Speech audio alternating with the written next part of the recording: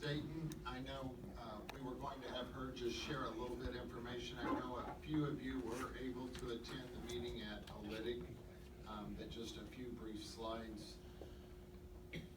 that were shared at the meeting at Olytic for each of you. While we're here, we're asking you, the board, to approve the transition of the 7th and 8th grade students at the Olytic campus to Bedford Middle School for fall 2022.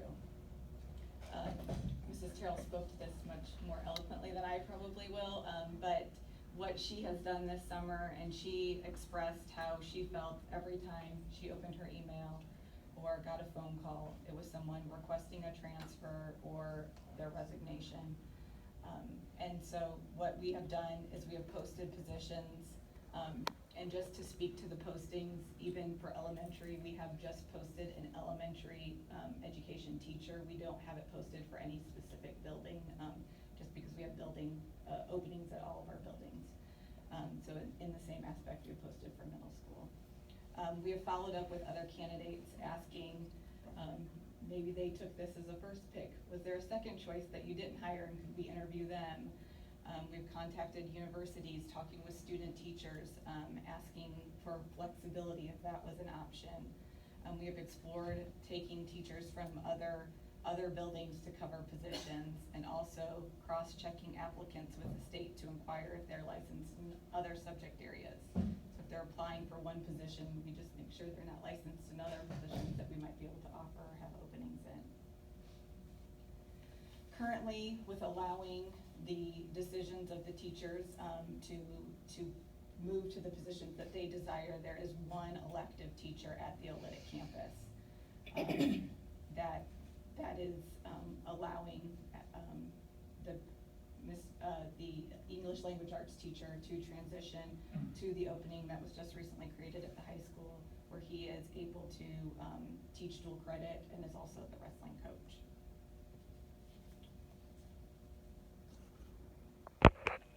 What does this mean for students? As we have worked throughout the summer to brainstorm ways to support student learning in the absence of licensed teachers, the idea of students learning through a virtual platform was discussed. However, virtual learning was not successful for our students during the pandemic and is not something we would advocate to replicate. Even when students were brought in person and completed work at their own pace through recorded lessons, they struggled. Students struggle when they do not have an in-person content area teacher to support them in their learning. Without specialized content experts guiding our students, they will likely fall behind. Again, as educators, this is not an option we would advocate for, but would be the reality if the Olytic 7th and 8th grade students stayed on the campus. Substitutes would be placed in the classroom to start the year that do not have an adequate background to support student learning as a long-term solution. We also shared the projected enrollment. If all of the 7th and 8th grade students from the Olytic campus moved to the BMS facility, the projected enrollment would be 571, and before consolidation in 2020, Bedford Middle School had 619 students.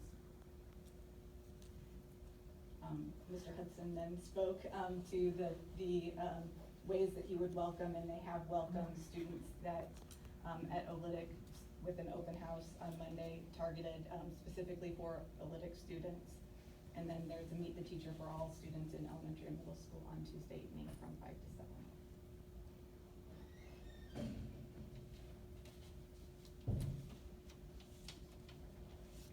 Any questions? I don't have any questions, but I would like to make a statement. And I'm not the statements, but I voted not to close this building 2 months ago. If I knew where we're at then, I would go the other way. I thought we had a chance. I thought we could keep it together and staff that building and do a good job. I don't think we can. I think it's terribly unfair for us to keep that building open and put those 124 kids in front of a computer screen. My kids went to BMS, they got a good education. It's a good place.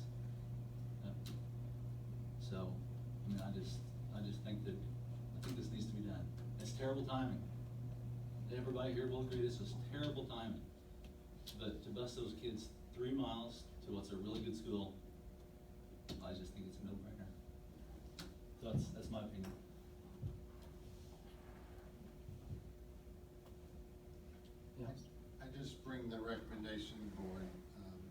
obviously, I have listened to many of our teachers and our special education, our curriculum people, our principals. So it is my recommendation, but this recommendation is truly the recommendation of everyone that is involved in this, in educating these kids. Okay, so the recommendations on the table for all NLCS 7th and 8th grade students to be redistricted to the BMS campus beginning the 2022 through 2023 school year. And then the Olytic School will now become Dollins Elementary if this does pass. That's the All right. recommendation, you have to make a motion. Yeah. So, can I hear a motion for this? Make a motion to accept the recommendation. Do you have a motion, do you have a second? I'll second it. All right, any questions on the motion at all? All those in favor, please signify by saying aye. Aye. All those opposed? Nay. Who was for? Let's do a raise of hands, and I think actually legally, that's what we need to do it. Yes. Okay, so all those in favor of the motion, just raise your hand.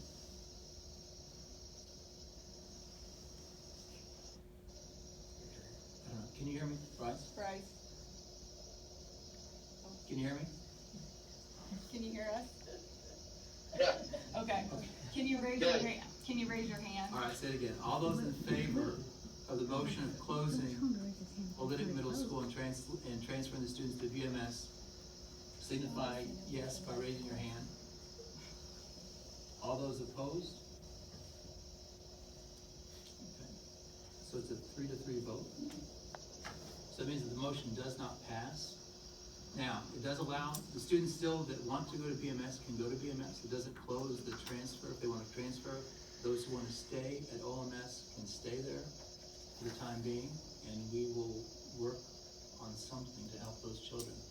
However, if you do choose to send your kids to BMS, that is perfectly fine.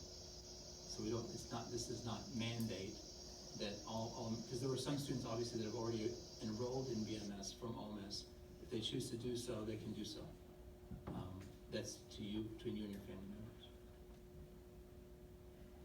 You want to say anything more?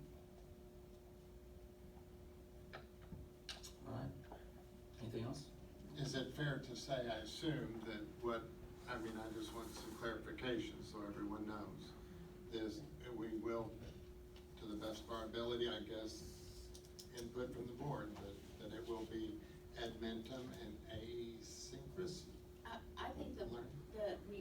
we are interested, those of us who voted, the three of us at least, and probably everyone now, that we are willing to look at all possible solutions. That we're, I don't think we know what the end solution will be that these kids will be experiencing, but that we're open to looking for other possible solutions to have a better situation at Olytic. Parent teachers, if they wanna step in and help out, we need help. I mean, it's obvious we need help. If they wanna, come out of retirement for a little while, that would be great. If there's teachers that are teaching at other schools, we give up their prep periods to go teach at OMS to help out. This would be the time to step up and help out so we can make this work for the kids at OMS. Ty, if parents and children make a decision one way or the other, and they decide, at what point could they, let's just say they decide to send their kids to BMS, and then they feel like the class sizes are too big, or for whatever reason they like to go back to OMS. Is there a